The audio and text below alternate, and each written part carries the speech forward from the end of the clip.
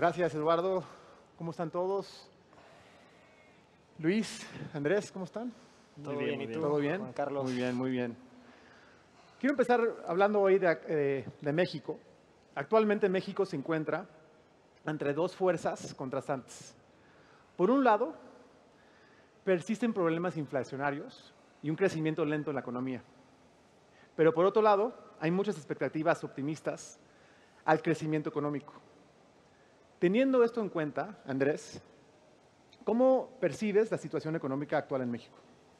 Mira, efectivamente, y México no es la excepción. En general, este año a nivel mundial ha sido un año de desaceleración económica contra el crecimiento que vimos el año pasado, ¿no? Para este año esperamos que la economía mexicana crezca el 1.7%. Y si nos fijamos también en lo que ha pasado a lo largo del tiempo con las expectativas de crecimiento, quizá se vislumbraba un panorama un poco más, menos alentador hacia principios de año o hace unos meses, y en general algunos indicadores económicos han sorprendido al alza, ¿no? Entonces, creemos que sin duda existe un riesgo al alza, ¿no? a esta expectativa.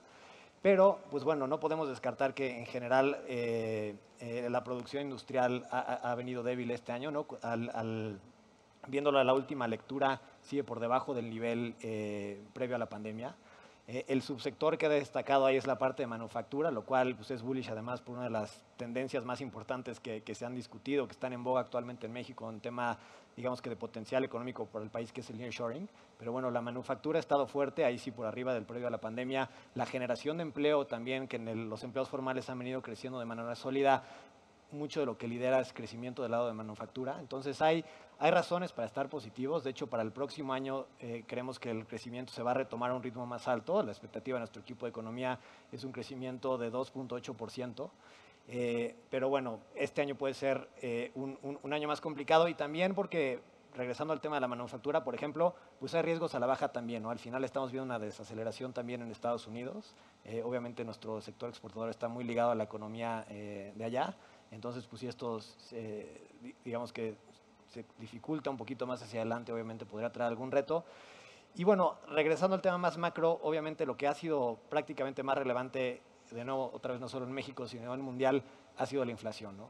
Y aquí, en general, pues hemos visto ya desde alrededor del tercer trimestre del año pasado un camino de la inflación moderándose, ¿no? Particularmente la inflación general, pero también la inflación subyacente, y ahí destaca inclusive el dato que salió hoy mismo de inflación, que confirma, digamos, que esta tendencia a la baja continúa materializándose. Entonces, estamos positivos en que la inflación va a continuar estabilizándose, quizá obviamente no llegando a los niveles o al nivel objetivo del Banco de México y en general a nivel mundial a los niveles objetivos de los diferentes bancos centrales, pero sí tenemos una expectativa de la inflación terminando a niveles de alrededor del 5%, que aunque sea por arriba de la meta, pues sí es muy por debajo de los niveles que llevamos a ver, digamos que alrededor del pico del año pasado, ¿no? Esto, pasando un poco a la parte política monetaria, pues ya vimos en la última reunión de política monetaria de Banco de México que pudo mantener sus tasas sin cambios, y creemos que esto va a ser un poco el panorama hacia adelante, ¿no? Que más bien el ciclo restrictivo ya terminó en México, y eso también de alguna manera pues quita un cierto freno, ¿no? Que pesa sobre la economía.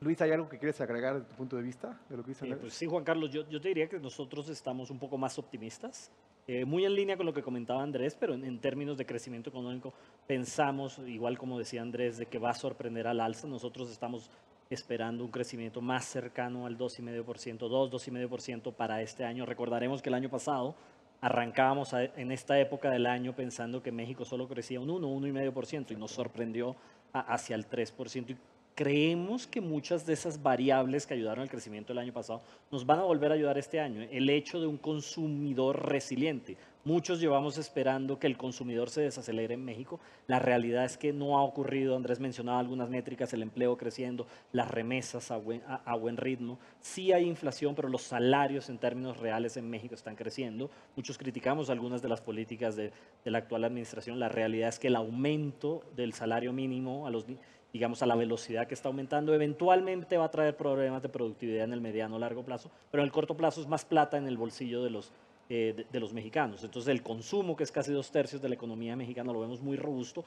Y manufactura, concuerdo mucho con Andrés, dependemos muchísimo de Estados Unidos, pero hoy traemos una variable adicional, que es la captura de participación de mercado dentro del pie de Estados Unidos en términos de importaciones, ¿no? Que en el pasado manteníamos nuestra participación de mercado y cuando Estados Unidos le daba una gripa, pues aquí nos daba neumonía, ¿no? Como dicen en la parte industrial. Yo creo que hoy a Estados Unidos le da una gripa y a nosotros también nos da gripa. Yo creo que alcanza a compensar un poco con la pérdida de participación de mercado que vemos de China y México ganando. Entonces, nosotros somos optimistas, muy de acuerdo con Andrés, que vemos un crecimiento reacelerándose el próximo año. Muchos les preocupa a nivel mundial en las economías de haber subido tasas y que eso traiga un efecto en, digamos, los niveles de actividad económica. México es un país con limitada bancarización y por ende el mecanismo de transmisión de política monetaria es un poco más débil. Entonces no nos impacta tanto la subida de tasas como en países desarrollados. Entonces la verdad es que bastante optimistas de cómo se ve México este año y el próximo. Oye, Luis, y siguiéndonos con lo optimista, creo que, pues, que esto puede entrar a hablar un poco sobre el tema del nearshoring. Creo que es un tema que muchos hemos escuchado, hemos oído hablar, creo que es una de las fuerzas que está contribuyendo ahorita a este optimismo, ¿no?, de que hablas. ¿Nos puedes ayudar a entender un poco más qué es el nearshoring y cómo esto podría ser algo fundamental para el crecimiento económico en México? Claro que sí. Recordemos que el mundo viene de una tendencia a varias décadas de globalización y de exactamente el opuesto del nearshoring, que es el offshoring, ¿no? En donde tú trasladas la capacidad productiva a países probablemente lejanos a tus centros de demanda, pero con ventajas competitivas en costos, cuál es bueno para las empresas. ¿Qué ha ocurrido en los últimos años? Creo que la confluencia de 3 eventos, te diría yo, Juan Carlos. Uno es la guerra comercial que inició el presidente Trump con China en el 2018, que generó tarifas sobre tarifas y generó esta idea de que la dependencia era demasiado grande con China. Después viene un poco el nuevo Tratado de Libre Comercio y los requerimientos de contenido regional que hacen a las empresas repensar en regionalizar las cadenas de suministro y no globalizarlas. Y obviamente la pandemia con los problemas en las cadenas de suministro. Eso hace que empecemos a pensar en lo que se llama hoy onshoring y nearshoring. Onshoring es, ¿sabes qué? Mi centro de demanda está en Estados Unidos, vuelvo la capacidad de Estados Unidos. Pero nearshoring tiene un poquito la ventaja de los dos mundos, en donde mantienes la competitividad de costos, pero lo acercas lo suficientemente a los centros de demanda para tener esos beneficios de estar cerca a tus consumidores, de tener mayor velocidad del producto al mercado, de tener menos temas en cuanto al tema de inventario. Entonces, digamos que ese fenómeno está ocurriendo en estos momentos y México, yo te diría, es el gran ganador. Por múltiples razones, una de ellas geográfica, obviamente es el país con bajos costos laborales en manufactura, que comparte una frontera con Estados Unidos, el otro es Canadá, pero claramente no tiene esas ventajas. Y lo otro es que muchos dicen, oye, ¿por qué se viene a México y no a Brasil o a Colombia o a Perú, que también están cerca? Y la realidad es que México lleva décadas preparándose para ser una fuerza muy potente en lo que es manufactura. Recordarás hace 40 años, con el descubrimiento de Cantarell y los embargos petroleros, México era un país con una plataforma exportadora netamente petrolera. Hoy en día casi el 90% de las exportaciones son de manufactura, es el 70% de todas las exportaciones de manufactura en la región. Y el espacio industrial que se ocupa México es 3 veces más grande que Brasil. O sea, México no nació de la noche a la mañana para capturar manufactura. Tienes la ventaja en el costo laboral, tienes la ventaja en una fuerza laboral educada y que está creciendo, ¿no? Y le brinda a Estados Unidos eso, la certidumbre. Sabemos que hay temas en cuanto al Estado de Derecho, etcétera, pero la certidumbre vía un tratado de libre comercio, la competitividad vía costos, la cercanía y el tener una mano de obra calificada hace de México el país perfecto para generar estas dinámicas de nearshoring. Y lo bueno es que muchos nos imaginamos México produciendo autos, pero sí, México produce autos, pero produce muebles, produce electrónicos, produce televisores, produce muchas cosas. Entonces está listo para capturar de dónde venga esa demanda. Y es algo que les diría yo, a diferencia de lo que veíamos, Juan Carlos, en el momento de México del 2013-2014 con las reformas, hoy en día es una realidad. Hoy en día no es la expectativa de que algo pase. Hoy en día están ocurriendo los cambios, estamos viendo datos concretos de nearshoring. La planta de Tesla de los $5 billones que se anunció es una realidad. La pregunta es qué tanto podemos aprovechar eso. Andrés, ¿compartes este optimismo sobre el nearshoring? La verdad que sí, estamos también, yo en lo personal y en GBM muy positivos en esta oportunidad creemos, como bien decía Luis, que esto es un tema que no va a ser necesariamente una novedad para México. ¿No? México ya ha reconformado su base de exportaciones históricamente y no solo la reconformó de ser un exportador de commodities a ser un exportador de bienes de manufactura y de valor agregado cada vez más sofisticados, sino que además a la par la creció en casi 25 veces. ¿No? Entonces creemos que de cierta manera el riesgo de ejecución, digamos, ¿no? que para que como México podamos capturar, ¿no? esta oportunidad del nearshoring es relativamente bajo. Y digo, se han hablado, mencionado la inversión de Tesla, la verdad en varias inversiones que han venido sonando y que creemos que se seguirán anunciando hacia adelante. Y México, de nuevo, la ubicación geográfica es algo que no podemos descartar. ¿No? Muchos puertos mexicanos están inclusive cercanos o más cercanos a centros de consumo en Estados Unidos, en la costa este, por ejemplo, inclusive puertos dentro del mismo Estados Unidos. Tenemos, como decían, la mano de obra preparada, infraestructura, etcétera, y muchas cosas que de alguna manera nos ponen en la mesa para poder aprovechar y beneficiarnos de esto, ¿no? Oye, y nomás haciendo un poco de abogado del diablo, tiene que haber algunos riesgos a esto, o sea, tiene que ver de que pues, puede pasar algo que no suceda todo esto. ¿Qué riesgos realmente le ves de que no se cumpla todo lo que estamos pensando en el nearshoring? Yo creo que es muy buena pregunta, porque creo que muchos vemos solo los beneficios, ¿no? del nearshoring y lo bonito que se ve. En ese sentido, nosotros vemos, diría, dos grandes riesgos que, como dicen, can spoil the party o arruinan la fiesta en México. Uno de ellos es claramente los rankings de gobernanza que trae México. En particular, te diría, Juan Carlos, el ranking de corrupción y de Estado de Derecho, en donde México continúa rankeando muy abajo. ¿Pero eso causa que no haga inversión de afuera? Yo te diría que causa dos cosas. Uno, causa demoras en la toma de decisiones. Yo creo que un punto de inflexión importante es lo de Tesla. ¿Por qué? Porque Tesla ya hizo todo el due diligence y decidió invertir 5 billones de dólares en el país. Y para muchas empresas eso va a ser como la estampa. Ya ellos hicieron el due diligence. Si ellos entran, yo entro. Entonces te va a traer nueva inversión. Pero lo que te ocurre cuando la gente percibe un Estado de Derecho débil, un tema de corrupción muy alto, sí, el Tratado de Libre Comercio de cierta manera te protege, pero para muchos es o la demora en tomar la decisión o diversificar esa inversión. Si chance tenías pensado poner 3 plantas de producción en México, de pronto te colocas 2 y una en Vietnam o una en la India para diversificarte un poco, o vas con una planta un poco más pequeña, o de plano muchas compañías no han entrado, porque hacen su due diligence, dicen dónde ubico mi capacidad industrial, ubícala en Tijuana, miras las estadísticas de Tijuana y no son buenas en temas de seguridad, en temas de Estado de Derecho, etc. Entonces, más que frenarlo, porque lo bueno es que en México llevamos en estas, desde la época de las maquiladoras en los 60, llevamos 60 años siendo una potencia en manufactura. Entonces muchos ya llevan aquí mucho tiempo y dicen, yo puedo sobrevivir con eso, pero algunos nuevos que dicen, yo tenía mi planta solo en China, necesito acercarme, ¿cómo le hago? México puede que bajo esos estándares no califique. ¿No? Entonces lo que hace, yo creo, es, más que retrasar, es limitar un poco el potencial que tenemos de materializar eso.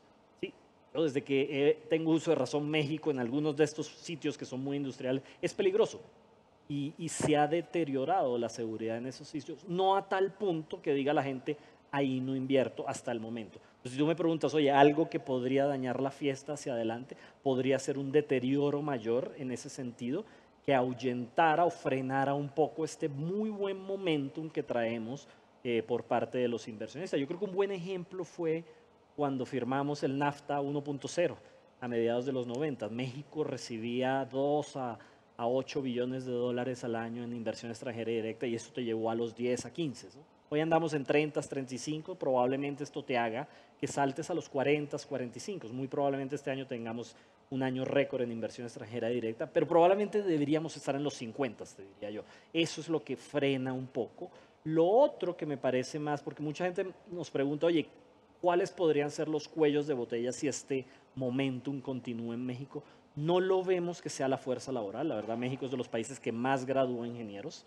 En el mundo el 20% de los graduados son ingenieros, un número mucho más alto que la OECD. No nos preocupa el tema de competitividad en costos porque existe. Nos preocupa un poco a mediano plazo el tema de infraestructura. ¿Sí?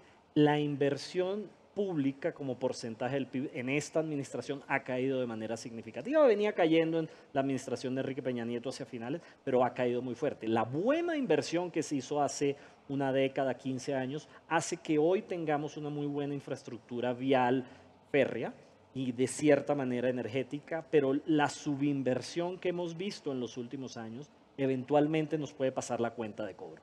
No el siguiente año, no en 2, 3 años, pero chance en 4, 5 años si este boom continúa, eso sí podría ser algo de cuello de botella. Y cuando hablo de infraestructura no es solo vial y férrea, diría yo energética, el hecho de que tengamos generación y estamos teniendo problemas de transmisión en el norte del país, ya te empieza a generar un poquito una alerta amarilla de lo que podría pasar. Y lo último que te diría, que normalmente digo ahorita está calmado, chance no lo menciono, pero vuelve y sale My President a hacernos algo diferente, es obviamente el ruido político, ¿no? Al final del día no tenemos elecciones sino hasta el próximo año, pero el ruido político alrededor de palabras tan fuertes como expropiación, que es la palabra de esta semana, claramente cancelación de cosas, etcétera, genera algo de ruido. Obviamente se cae hoy la venta de Banamex. Hay gente que podría darle una connotación negativa a eso. Entonces, ese ruido nunca ayuda.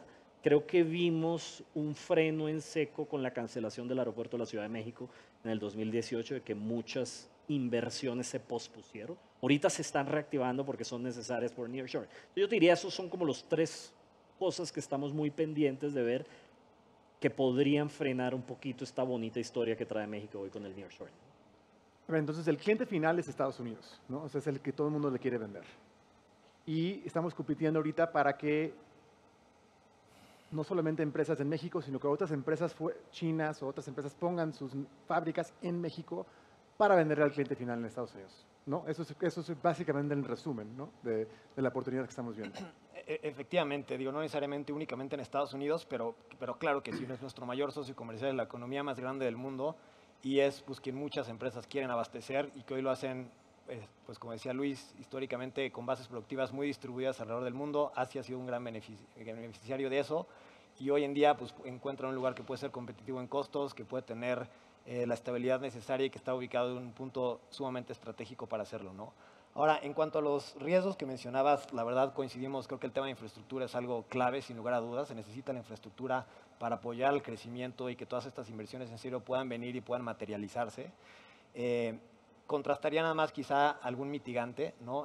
Si bien en México efectivamente hace falta inversión pública, hemos visto que cayó durante un buen tiempo la inversión privada, incluso las empresas públicas, viéndolo en la bolsa, aunque ha regresado más recientemente.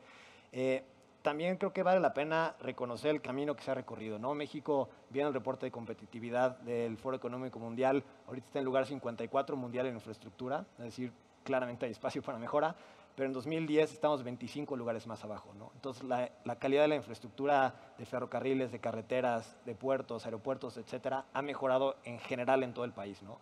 Falta invertir en el sur es clave, y dado que varios puertos del sur, como mencionaba antes, pues están cerca de varios centros de consumo en la costa este de Estados Unidos y son pues estratégicamente mejores lugares para estar, digamos que posicionado para abastecer ese mercado que estar dentro del mismo Estados Unidos en la otra costa o en otras regiones de México. Entonces, claro que hay que hacer eso. En el tema digamos que de Estado de Derecho y preocupación en cuanto a esos temas, pues claro que obviamente puede ser un foco rojo o algo que inversionistas de fuera estarán viendo de cerca, y más pues, en un contexto quizá como lo que mencionabas, ¿no? Recientemente. Sin embargo, también creemos que al final de cuentas los marcos que hay, por ejemplo, de resolución de disputas dentro del Tratado de Libre Comercio actual, dentro del TEMEC, de alguna manera pues pueden dar un poco de confianza adicional, ¿no? En cuanto a que hay instancias adicionales más allá de las locales en México, que obviamente pues a México, si quiere aprovechar esta tendencia, pues le conviene respetar. Y al día de hoy, pues más del 60%, ¿no? El 65% de nuestro comercio está, digamos que, dándose bajo el amparo del TEMEC, ¿no? Entonces, pues creo que eso también de alguna manera puede ser un mitigante para traer un poco de confianza adicional a inversionistas, ¿no?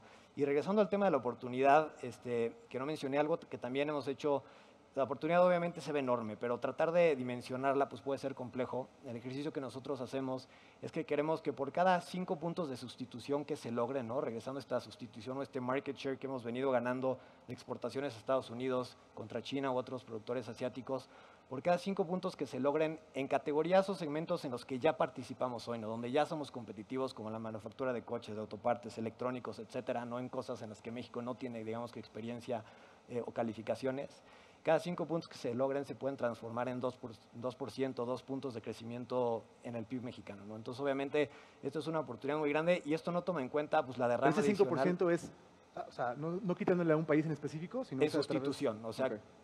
digamos que suministro a Estados Unidos que se da desde otros lugares donde México hoy participa y que pues puede participar más, ¿no? Y eso no toma en cuenta además la derrama económica de esa inversión, ¿no? Porque obviamente eso trae generación de empleos, etcétera, etcétera, etcétera, que se debería traducir en un poco más de crecimiento económico, ¿no? Yo añadiría ahí, Juan Carlos, a tu apreciación que es correcta de si al final del día la idea es reemplazar a China y de cierta manera capturar participación de mercado y llevar los productos a Estados Unidos, es cierto, pero también vale la pena, creo yo, dimensionar el potencial que se tiene. Si tú miras hoy en términos de espacio industrial en México, el 50% lo ocupan en compañías estadounidenses, solo el 5% lo ocupan compañías chinas. Si tú miras estadísticas de los últimos 3 años de demanda relacionada a nearshoring, muchos esperarían que el 50% de esa demanda venga de Estados Unidos. El 50% de la demanda relacionada para nearshoring a la fecha viene de China. Entonces hoy traes unas nuevas dinámicas. Las compañías estadounidenses invirtiendo acá para capturar la competitividad de costos, pero compañías chinas que en el pasado estaban muy subrepresentadas en México. ¿Por qué? Porque el producto chino se hacía en China y se mandaba a Estados Unidos directo. Hoy la manera de bypassear un poco el ruido político, tarifas, etcétera, es que el chino la manda como producto intermedio a México y de México se está yendo a Estados Unidos. Esa es una nueva dinámica que a lo largo del tiempo lo que podría hacer es reemplazar capacidad productiva que hoy está en China y venirse a México. Y ahí el potencial es gigantesco. Para darles una idea, el tamaño del espacio industrial de México relacionado a China, México es solo el 3% de China. O sea, con que China traslade el 3% de su capacidad industrial a México, duplicarías el tamaño de la manufactura. No va a ocurrir probablemente de la noche a la mañana, pero te da una idea Pero la presión viene, magnitud. pero yo estoy viendo que también que la presión viene de las empresas americanas que le están pidiendo que no tengan, o sea, si estás importando de Asia, es casi ya un non-starter para muchas empresas americanas, de que te están pidiendo que tengas alternativas, y eso creo que va a poder ayudar. No, y si tú miras y nos entró el humo, me imagino para si tú miras en el momento, en el 2020, cuando ya traes las fuerzas de tarifas, cuando traes la fuerza de la pandemia y problemas de cadenas de suministro, los primeros que ganaron participación de mercado a costa de China no fue México y Canadá, fue India y Vietnam. Son los países que están al lado, que traen mejores rankings que nosotros en términos de gobernancia. Son países que ellos ya conocían y era muy fácil trasladarla. Ya eso ocurrió. Ahorita tienes que empezar a pensar, ok, los temas más de mediano plazo es cómo le hago para entrar a México. Y ese es el siguiente wave. Si tú miras, te das cuenta que India y Vietnam ganan participación de mercado, pero últimamente, en los últimos 6 a 9 meses, es Canadá y México. Y México, como sabes, hace un par de meses se volvió el socio comercial más grande de Estados Unidos, sobrepasando a China por primera vez. Entonces, digamos que esas tendencias ahí van ocurriendo y lo que va a hacer es que el aparato industrial de México, que ha sido el más cíclico y el más dependiente de Estados Unidos, se vuelve un poco menos cíclico, porque a menos que Estados Unidos vaya a una recesión muy profunda, si es una recesión suave, podría compensar esa recesión el hecho de que le vamos a quitar participación de mercado a China. Obviamente, si es una recesión muy fuerte en Estados Unidos, con nearshoring o sin nearshoring la vamos a sufrir más. Bueno, cambiando un poco de tema, vamos a empezar a hablar un poco, déjame cambiar el slide aquí nomás, a las inversiones.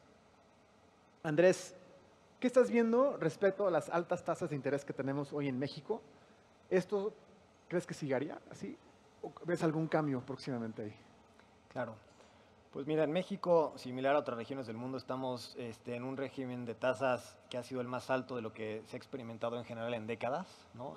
Toda la década pasada, digamos que a raíz de la crisis financiera del 2008 hasta pues, el COVID, se caracterizó prácticamente en todo el mundo y particularmente en los mercados desarrollados por ser un régimen de tasas muy laxo, una política monetaria sumamente expansiva, ¿no? Con tasas históricamente bajas o a niveles casi nunca antes visto en varias regiones del mundo, ¿no? A raíz de las presiones inflacionarias que se empezaron a dar pues cada vez de una manera más palpable durante el año pasado, los bancos centrales tuvieron que reaccionar, tuvieron que pivotar de manera muy agresiva y pues experimentamos durante el año pasado el ciclo restrictivo, al menos digamos que viéndolo desde el punto de vista de Estados Unidos y México, pues el ciclo fue aún más largo, dado que empezó a subir tasas antes, pero el ciclo más fuerte tanto en magnitud de las alzas como en rapidez para hacerlo, ¿no? Actualmente, pues eso nos lleva a las tasas que tenemos aquí en México del 11.25%, obviamente, pues interesantes y muy atractivas para los inversionistas de deuda de corto plazo, que durante muchos años se tuvieron que conformar con rendimientos inferiores.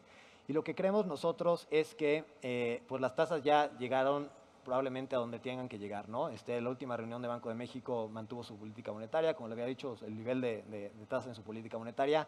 Creemos que esto es lo que va a regir un poco el resto del año. En general, si bien los niveles de inflación han venido bajando de manera constante durante el año, y lo mencionaba hablando del tema macro en México, creemos que esta tendencia va a continuar, pero creemos que obviamente los bancos centrales van a querer estar muy seguros de que efectivamente la inflación está siguiendo la trayectoria que quieren, dado que todavía se mantiene por niveles pues muy por arriba de los que ellos tienen como objetivo, ¿no? Entonces, pues Banco de México ahorita tiene un spread de 600 puntos base contra la Fed. La tasa real en México también, tomando en cuenta las expectativas de inflación hacia adelante, la tasa del 11.25% que tenemos ahorita, nos da una tasa real pues cercana al 6,5%, ¿no? Entonces, claramente la política monetaria está en franco territorio restrictivo y creemos que pudiera empezar quizá a haber o un espacio a algún ajuste, ¿no? No necesariamente un cambio, ¿no? de camino en la política monetaria, pero un ajuste en los niveles de tasas hacia finales de año, si es que la inflación continúa efectivamente llegando a niveles de alrededor del 5%, donde probablemente esperemos que esté, y sea durante 2024, cuando ya venga en serio un revertimiento de la política monetaria, quizá con reducciones subsecuentes a lo largo de varias juntas, ¿no?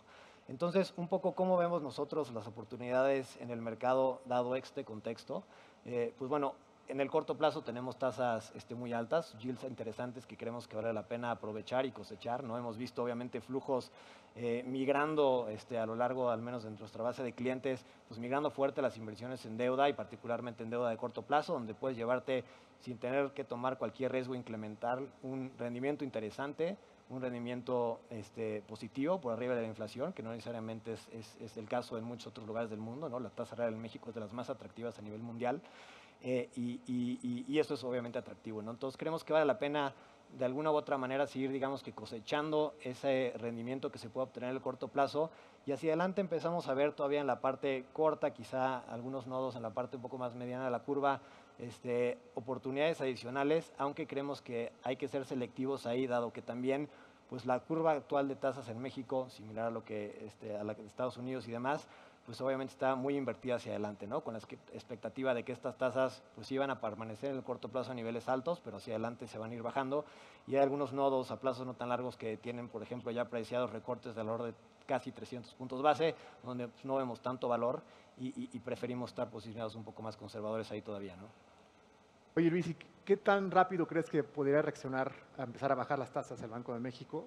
¿Y cuáles son tus expectativas un año o 2 años en el adelante? ¿En dónde estaremos ahorita? Yo creo que ahorita el debate ya acabó de si Banjico ya terminó. Creo que muchos en el mercado, incluyendo nosotros, estamos en, digamos, de la visión de que ya Banjico acabó. La pregunta que viene para los siguientes 6 a 9 meses es cuándo empieza a bajar, ¿no? Nosotros ahí somos un poco más, te diría yo, conservadores, pero más que todo en el timing. No sé si realmente genera un cambio significativo en términos del outlook de inversión en términos de renta fija. Nosotros vemos que no creemos que este año hayan esos recortes. Creemos que la inflación, como mencionaba Andrés, se ha Pero venido moderando. asumiendo si hay ¿eso asume si hay o no hay una recesión en Estados Unidos? ¿O eso es no asumiendo? Asumiendo un mild recession, ¿sí me entiendes? Un crecimiento económico en Estados Unidos que no se va negativo, se mantiene alrededor del 0,1%, que es un poco, digamos que el caso base. En ese sentido, vamos a ver la inflación probablemente de Estados Unidos desacelerándose un poco más rápido que la de México. La de México yo te diría trae un poquito más de lo que se llama el stickiness, especialmente en la parte de la subyacente. Si vemos la subyacente que todavía no cede, la parte de servicios todavía viene muy fuerte, habla mucho del full employment, del empleo puro, empleo total que tenemos en México, que el consumidor sigue fuerte y la elasticidad de la demanda sigue muy baja. Subidas de precio todavía no vienen acompañadas de debilidades fuertes en volumen. Entonces las empresas todavía sienten que tienen algo de espacio en ese sentido. Entonces va a venir cediendo como lo ha logrado, pero tal vez no a la velocidad que el Banco de México quisiera para empezar digamos, un nuevo ciclo de política monetaria hacia la baja de recortes de tasas. Entonces vemos los recortes de tasas más hacia el próximo año. El mercado parecería estar priceando noviembre, diciembre, digamos que los primeros recortes, pero te decía al principio que no creo que cambie el outlook hacia adelante un par de meses. Si recortas en noviembre o si recortas en febrero, no creo que cambie el outlook. Igual si el pique era en 11 o en 11.25 ya estaba cerca del límite. Para nosotros empieza a hacer sentido, muy de acuerdo con Andrés, que la parte corta de la curva pues te genera rendimientos bien atractivos y te puede servir como un ancla bien fuerte en un portafolio diversificado, pero creo que empieza a hacer sentido tomar un poco más de duración.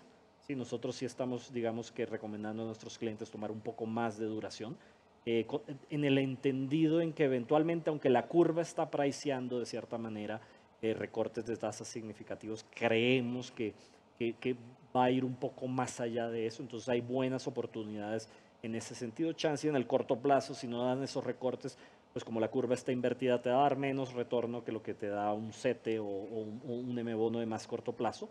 Pero sí creemos que hace sentido empezar a tomar un poco más de duración, que por años tú decías, oye, no es el momento de hacerlo, ¿no? Entonces, en el momento en que el ciclo cambia y la lucha contra la inflación se empieza a ganar, sí creemos que hace sentido hacer eso. Ahora, si llegamos a un escenario de recesión, probablemente la aversión a riesgo también te lleve hacia esos títulos mientras se mantenga una buena disciplina fiscal. Entonces, pareces estar en un muy buen momento en lo que se refiere a tasas, por lo que decía Andrés en la parte corta, y en la parte larga, aunque ha corregido, tienes tasas bastante atractivas que si se llegasen a corregir 100, 150 básicos, especialmente la parte media, larga y larga, creo que te generan en puntos de entrada bien atractivos que, como decía Andrés, no ocurren sino una vez cada década que vemos este tipo o más tiempo, ¿no? Entonces, sí empieza a hacer sentido como un buen mecanismo de cobertura o un buen bucket para tener en un asset allocation el tema de tasas añadiendo un poco de duración. Tú mencionaste ahorita, Andrés, y nomás quedándote contigo, Luis, quiero tu opinión en esto, que México empezó antes, ¿no? A subir las tasas antes de Estados Unidos. Y vimos que el peso, de hecho, sí fluctuó un poco, pero se mantuvo bastante fuerte. O sea, vamos a llamarle pandemia a 2023, se mantuvo estable el peso. Creo que mucha gente pensaba que el peso se iba a ir a 30, sobre todo con las elecciones hace 5 años. Y la gente sacó la plata y todo, ¿no? Y de hecho este año, pues ya creo que le estamos llamando superpeso, ¿no? Porque, pues sí, como todos sabemos, esto se ha fortalecido bastante contra el dólar. ¿A qué se debe, en tu opinión, Luis, esto? ¿Y qué es que esto continúa?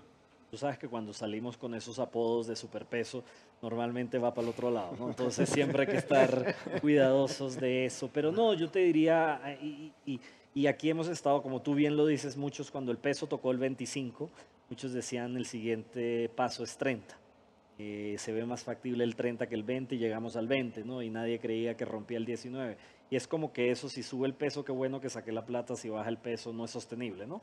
Siempre andamos en esta retórica de negativismo contra el peso y la verdad es que el peso ha sobrepasado las expectativas. Creo que muy pocos aquí hubiéramos pensado hace un año, año y medio que el peso estaría rondando los 17.50, gracias a My President es 18 y no 17.50 esta semana, ¿no? Pero te diría yo, la fortaleza ha sorprendido a todos y nosotros sí creemos que en el corto plazo, llamémoslo los siguientes 12 meses, es sostenible este llamado superpeso, diría yo por varias razones. El mercado ahorita en el mundo post pandemia, en el mundo pandemia, el mercado estaba enfocado en el gobierno que más gastara y que más estímulos diera. Y el criticado fue México. Hoy el mercado se da la vuelta y dice disciplina fiscal.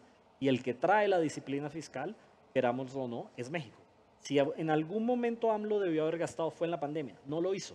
Y no ha gastado y traemos, digamos, unos niveles de deuda bastante sostenibles, un déficit fiscal bastante sostenible. Y entonces no estamos pasando por lo que están pasando otros países de sostenibilidad fiscal. La disciplina fiscal la ha aprobado por 4 años.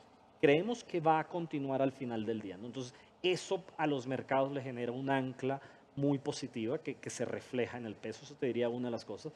Dos, algo mencionaba Andrés, que es el nivel de tasas de interés. El tener estos diferenciales versus la Fed de por lo menos 5%, hoy andamos más cercanos al 6%, de por lo menos 5%, te va a mantener el peso atractivo porque para muchos, especialmente con la baja volatilidad que hemos observado en el peso últimamente, para muchos es súper atractivo. Oye, en vez de invertir a 10 años al Tesoro americano a 3,5%, pues aquí le invierto a 9, 9,5% y se puede depreciar el peso 6% y todavía termino en las mismas, ¿no? Entonces, digamos que ese carry tan positivo que creemos que se va a mantener porque de alguna manera u otra, si alguien recorta primero, probablemente sea la Fed antes que Banxico, ¿no? Entonces, creo que tienes eso. Y lo tercero que te diría son los flujos. Hoy en día, al final del día, el tipo de cambio va a mirar hacia adelante y hoy en día ya traemos evidencia concreta de que los flujos de inversión extranjera directa van al alza.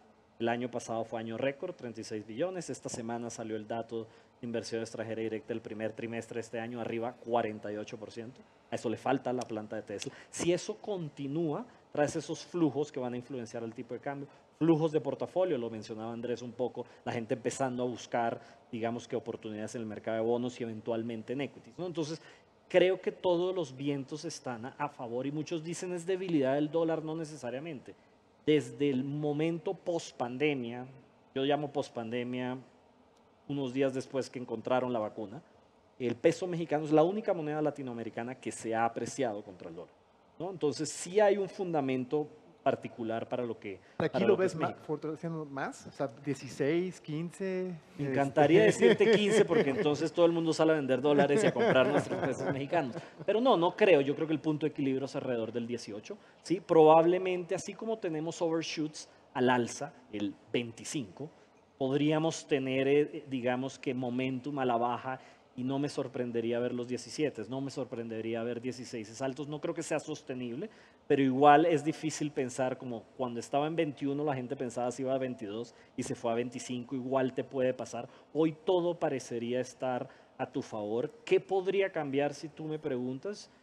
Yo te diría que son dos cosas. En algún momento, cuando el próximo año tengamos un ciclo de baja de tasas tanto en Estados Unidos como en México un poco más potente, muy probablemente eventualmente ese diferencial de tasas se empiece a reducir y haga un poco menos atractiva la inversión en México. Y dos, si este momentum que traemos de nearshoring no empieza a decaer, pero pierde un poquito la velocidad y la gente empieza a pensar que esta narrativa chance es 2 pasos para adelante, 1 paso para atrás, en ese sentido, o que tengamos una recesión muy profunda en Estados Unidos. Al final del día, en esos casos, el peso mexicano históricamente siempre ha actuado como esa moneda que la gente se va corto en escenarios de crisis. Entonces, es tu clásica moneda para cubrirte al revés de los riesgos. Entonces, creo yo que alrededor de eso podrían ocurrir cosas. Ya la gente sacó la plata en México. Yo lo único que he oído desde que quedó AMLO, estoy sacando plata y cada vez que el dólar se deprecia un poquito, saco plata. Entonces ya esos flujos hacia afuera no se dan.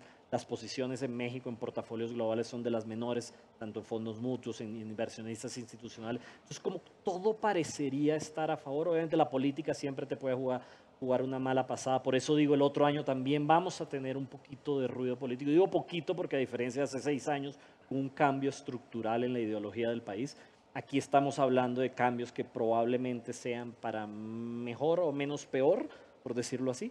Entonces, creo yo que todos los factores se combinan para mantener un peso fuerte, ¿no? Ahora, es consenso de mercado, un poco el peso fuerte. Entonces, siempre hay que tener un poco de precaución ante eso, ¿no? Pero así como hablas del optimismo del peso, sobre todo las características que mencionas de México, ¿Qué tanto tú, Andrés, ves que igual y podría ser también pues, lo débil que está el dólar, o por vernos situaciones, Sí. o lo ves igual que Luis? No, o sea, coincido en varios de los puntos que mencionó Luis. Creo que obviamente a priori nadie esperaba o prácticamente nadie esperaba un comportamiento del peso como el que vimos, hemos visto en el último año y medio, ¿no? De esta apreciación tan fuerte que llevara a niveles como los que ha llegado. Creo que viéndolo hoy, pues se explica muy claramente y pues justamente por los factores que él mencionaba, ¿no? Los niveles de tasas altamente atractivos, el spread contra Estados Unidos, uno de los pocos lugares con una tasa real positiva. Ha habido niveles récords de remesas, buen desempeño en las exportaciones. En general, México es una economía en todos los niveles poco apalancado, pero esto se ha mantenido en el gobierno y justamente, si bien durante la pandemia el no estimular pues, fue algo que a México le pesó, pues la otra cara de la moneda es que post la pandemia México salió como una economía pues, mucho más sana que varias otras a nivel mundial en temas de endeudamiento, en cuanto a finanzas públicas. Entonces, claro que hay muchos factores que han de una u otra manera contribuido a llevar al peso a donde está. Nosotros sí estamos un poco más cautelosos hacia adelante y sí creemos que puede haber un poco de riesgo de que se regrese en parte y por varias de las mismas razones que tú mismo mencionabas, ¿no? Creemos que el ruido alrededor de las elecciones de cara al próximo año es algo que no se puede descartar. Coincidimos en que el panorama de cara a estas elecciones es más positivo que negativo, ¿no? Creemos que los escenarios razonables que podríamos esperar en general es o pues te mantienes con lo que hay o hay una mejor situación, ¿no? Entonces, más allá de una volatilidad de corto plazo, no queríamos que sería una afectación más larga, pero sí puede haber esta volatilidad de cualquier manera por la misma naturaleza del proceso de elecciones, ¿no? Creemos que efectivamente el hecho de que las tasas van a estar empezando, pues ya llegaron a los niveles más altos y van a empezar a bajar, pues va a empezar a quitar un poco de atractivo a este carry trade, pudiera darse que los spreads se vayan cerrando. Entonces creemos que esos factores pueden contribuir a que el peso pues no continúe con la fortaleza que ha mostrado hasta ahora y también un poco, pues inclusive de regresar a este equilibrio, ¿no? Así como cuando se fue a 25 en la pandemia se veía que era un movimiento exagerado y había obviamente gente nerviosa, nuestro punto de vista era que pues probablemente pues, era un overshoot y que no debía estar, quizá no iba a regresar donde estaba, pero que no debía estar en 25, pues de manera similar creemos que con los niveles actuales pues ha estado un poco exagerado el movimiento. Entiendo la razón fundamental detrás de él, pero creemos que sí puede haber un poco de riesgo de que se regrese en parte el tipo de cambio a niveles pues, por arriba de estos 18, inclusive 19 que mencionaba Luis, ¿no? Para un inversionista o para alguien viviendo en México, dado lo que dicen, ¿cuándo hace sentido igual y tener dólares y cuándo hace sentido igual tener pesos? ¿Cómo Pues mira, puedes dividir eso? Creo que con toda esta explicación que hemos dado de los movimientos del tipo de cambio parecería o puede parecer obvio, ¿no? Cómo se mueve, por qué se mueve. Ahora, hacer esto de aquí a los próximos 12 meses o 24, hacerlo con consistencia y saber cuál es el momento para moverte por un lado o para el otro, honestamente creo que es complicado, ¿no? Nosotros en general, y obviamente en la gestión de un portafolio cada quien tomará sus previsiones y demás, pero creemos que en general es más responsable tratar de alguna manera empatar activos con pasivos, ¿no? Y ver pues qué moneda es en la que tienes que estar para cumplir con tus obligaciones, como les quieras llamar, ya sean formales en una institución o de gasto futuro a nivel personal de alguien, y no tener ese riesgo abierto. Si tienes un pasivo en 10 años, ¿no? y ese pasivo va a ser en dólares, pues igual y puedes diversificar y tener dólares. Ahora, lo que sí también ha sido cierto históricamente y debería de, queremos pues mantenerse así en el futuro un poco por cómo funcionan justamente las mecánicas de tasas y de tipo de cambio entre países, es que si tú has estado invertido en pesos o en dólares en el largo plazo, ¿no? En los últimos 20 años, por ejemplo, te da igual. En pocas palabras, si te mides en dólares, pues al estar en pesos has estado ganando más en el corto plazo, porque las tasas siempre han sido más altas, pero de repente pues, te viene una devaluación que te regresa un poquito, ¿no? ¿Tú dices dólares invertido en treasuries o pesos invertido en CETES? Exacto, o sea, midiéndote en la moneda que te quieras medir, de alguna manera en el largo plazo el peso pues, ha tenido a devaluarse, pero las tasas, o el diferencial de tasas te ha compensado esa devaluación. Estados Unidos o el dólar te da una moneda más estable, pero pues que te ha pagado menos y eso te ha costado en rendimiento, ¿no? Entonces, digamos que pueden ser dos caminos diferentes, con diferente volatilidad, depende de cómo lo quieras medir, pero que muy probablemente en plazos largos te acaban llevando al mismo lugar, ¿no? Ya. Oye, Andrés, quedándonos contigo, ¿cómo ves el panorama respecto a la bolsa de valores en México y pues, sobre todo las empresas mexicanas? Claro. Pues mira, estamos muy positivos en cuanto a la bolsa mexicana. La bolsa mexicana ha sido un mercado que creemos que ha estado pues muy desatendido, muy olvidado ya durante varios años, ¿no? Desde el famoso Mexico Moment que ya mencionaste, donde fue probablemente el pico más alto de atención, ¿no? De la comunidad mundial de inversionistas sobre México y de ver un potencial hacia adelante. Pues ha habido una década muy mala, digamos que de 2013 al 2023, donde prácticamente la bolsa generó nulos rendimientos, ¿no? La bolsa mexicana es un mercado chico, tanto comparándolo contra el tamaño de la economía en México, es un mercado, su peso en el PIB, digamos que es menor que el de otras economías similares, inclusive otras economías de la región, como puede ser Chile, inclusive Brasil, ni decir, obviamente, comparándolo contra economías más desarrolladas. México pesa alrededor del 2.5% de la capitalización de mercado de los mercados emergentes nada más, ¿no? Entonces es un mercado pequeño, pues que de cierta manera no ha estado en el ojo de muchos en mucho tiempo, ¿no? Entonces, pues tenemos esta historia en la cual la bolsa mexicana no ha sido muy atractiva. Hemos visto cómo los flujos de inversionistas, tanto locales como extranjeros, se han enfocado en otros mercados. Estados Unidos obviamente ha cachado mucho de eso con pues, la corrida impresionante que tuvo la bolsa de Estados Unidos desde principios de la década pasada hasta el año pasado. Pero eso no refleja realmente lo que ha pasado con las empresas de la bolsa mexicana durante ese tiempo, ¿no? Las empresas mexicanas en esos 10 años crecieron ventas, crecieron márgenes, acabaron duplicando sus utilidades, estuvieron generando flujo durante todo ese tiempo que utilizaron en gran parte para desapalancarse. Si bien la inversión o el CAPEX de las empresas estuvo deprimido en ese tiempo por varias razones, ¿no? La llegada de Trump con el nerviosismo alrededor de la renegociación del Tratado de Libre Comercio en ese momento, elecciones en México, el COVID, etcétera, hemos visto cómo ya ese ritmo de inversión se ha retomado. Entonces, básicamente tienes empresas pues, que han crecido, que se han desapalancado, que generan más flujo hoy que lo que generaban hace 10 años, cotizando al mismo precio, ¿no? Entonces, obviamente esto se ha reflejado en un ajuste importante en valuación. La bolsa mexicana, ha tenido un buen año en lo que va el año y ya está un poco arriba, ¿no? Pero llegó a cotizar recientemente a niveles de 2 desviaciones estándar por abajo de su promedio de los últimos 12 años, ¿no? A niveles de evaluación que no habíamos visto, digamos que evaluaciones más baratas fuera de momentos como la crisis durante la pandemia del COVID o la crisis del 2008. Entonces creemos que es un punto de entrada interesante y más de cara hacia adelante, ¿no? El mercado mexicano, si lo estudiamos o vemos cómo se ha comportado la bolsa a lo largo de las últimas varias décadas, ¿no? Pensando en los 80s para acá, pues se ha tendido a mover mucho en estos ciclos de largo plazo, ¿no? Tuvimos de los mediados de los 80s a mediados de los 90s pues un recorrido impresionante de la bolsa mexicana que en términos de dólares generó un rendimiento acumulado de más del 2.500%, ¿no? Alrededor de eso, impresionante. Y después pues vino obviamente la crisis del tequila y de ahí hasta la crisis del .com en Estados Unidos, tuviste una década perdida en la que la bolsa mexicana pues, generó en todo ese tiempo un rendimiento negativo, ¿no?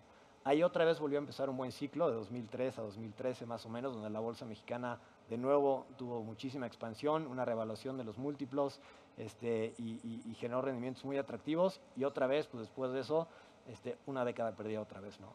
Entonces creemos que hacia adelante, pues el mercado mexicano está posicionado otra vez posiblemente en este punto de inflexión, donde pues podríamos esperar buenos rendimientos hacia adelante, ¿no? En el corto plazo las valuaciones nunca suelen ser buenos indicadores de desempeño, pero en el largo plazo acaban siendo el mejor, ¿no? Y cuando inviertes a valuaciones atractivas, tus rendimientos suelen estar por arriba de la media.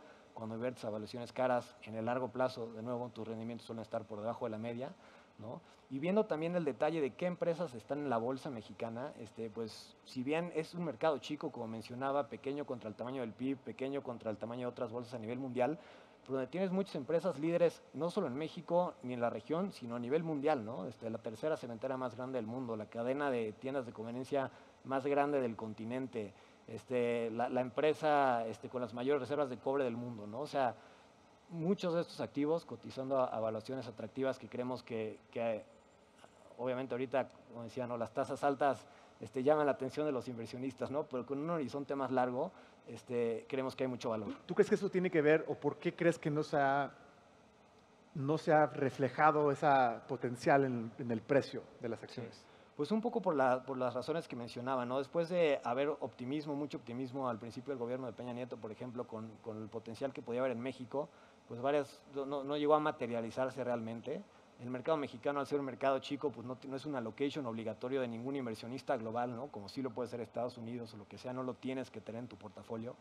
Y si en general el panorama no era muy alentador, el desempeño de la bolsa pues, no era muy atractivo y tienes otros mercados fuera, pues la gente voltea a ver otros lados, ¿no? También, desafortunadamente, la bolsa mexicana tampoco ha crecido en cuanto a número de empresas. Hemos visto más bien lo opuesto, el volumen se ha venido reduciendo, un poco pues, por este desinterés, ¿no?